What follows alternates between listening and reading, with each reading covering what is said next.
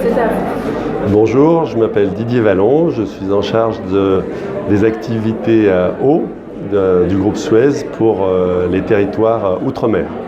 Et je suis à ce titre président de nos différentes filiales dans la Caraïbe et dans le Pacifique.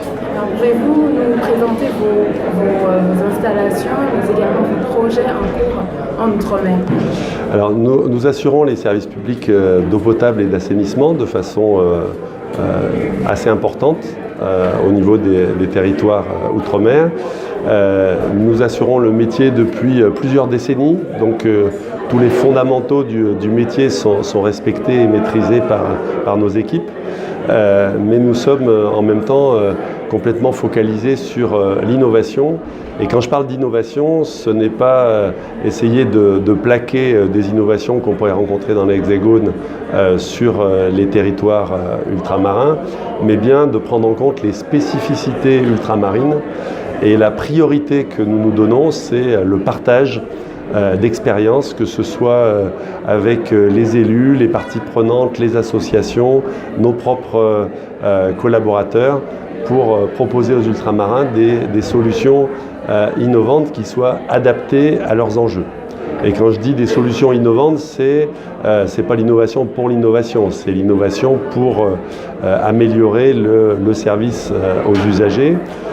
Je citerai en exemple notamment un dispositif que nous venons de tester sur Bora Bora, qui est un système qui s'appelle Osmosun, qui permet de faire du dessalement d'eau de mer, mais sans énergie fossile, c'est-à-dire avec une alimentation en énergie par panneau photovoltaïque, sans batterie d'accumulation.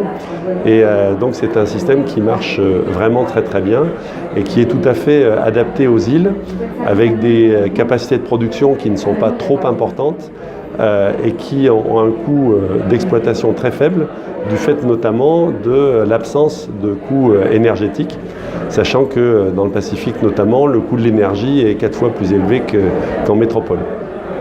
Alors, vous avez parlé aussi d'une intervention en Guadeloupe et en Martinique. Alors, quels sont ces projets actuellement en cours?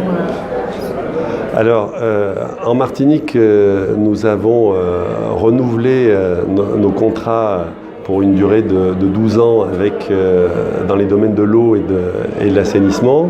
Et nous avons dans ce cadre installé un centre de pilotage qui s'appelle Visio, qui est un petit peu le tableau de bord. Quand on le visite, ça ressemble à une salle de commande de la NASA, mais c'est dans cette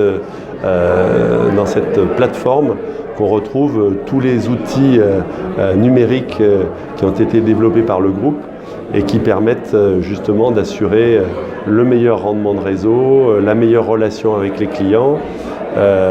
Nous développons en ce moment un pilote de télérelève. Alors la télérelève, c'est ce qu'on appelle les compteurs intelligents, et ça a deux vocations. La première, c'est de pouvoir calculer le rendement de réseau en temps réel.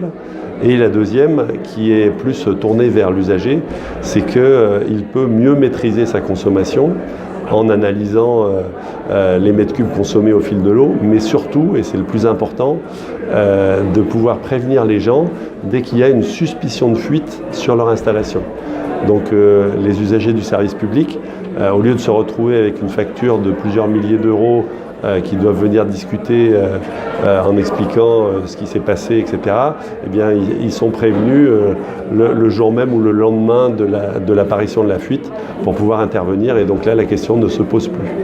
Alors, comment se passe la collaboration avec les collectivités, et notamment les collectivités ultramarines au sein du groupe Suez? Alors, la relation entre une collectivité délégante et son délégataire est toujours une relation de partenariat, de forte proximité.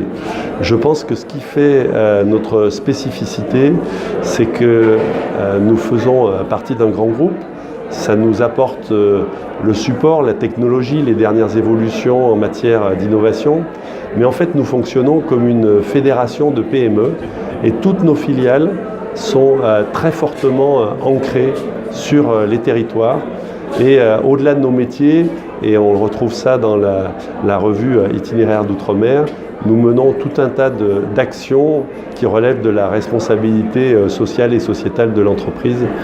Et donc, j'ai envie de dire que les filiales de l'outre-mer sont vraiment des sociétés locales. Elles emploient des collaborateurs locaux, elles les forment, elles les accompagnent tout au long de leur carrière. Et donc, pour moi, c'est notre marque de fabrique, c'est cette adaptation aux contraintes et aux spécificités des territoires. Alors, avez-vous des prochains projets en cours que vous comptez notamment mener en outre-mer? Alors, nous avons actuellement un projet de plateforme de co-compostage en Calédonie pour offrir un débouché pour les boues de stations d'épuration, donc co-compostage qui se fait avec des déchets verts.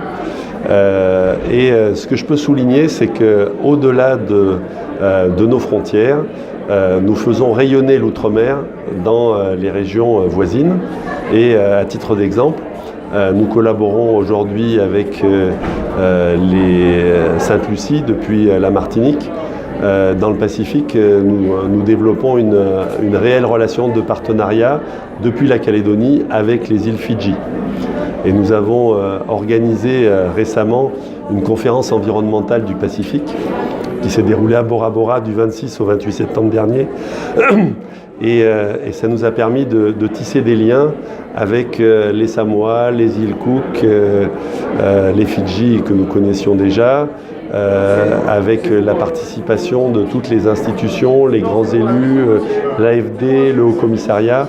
C'est vraiment une notion de partage d'expériences et de problématiques pour résoudre les enjeux dans le domaine de l'eau et de l'environnement qui se posent pour tous les territoires outre-mer.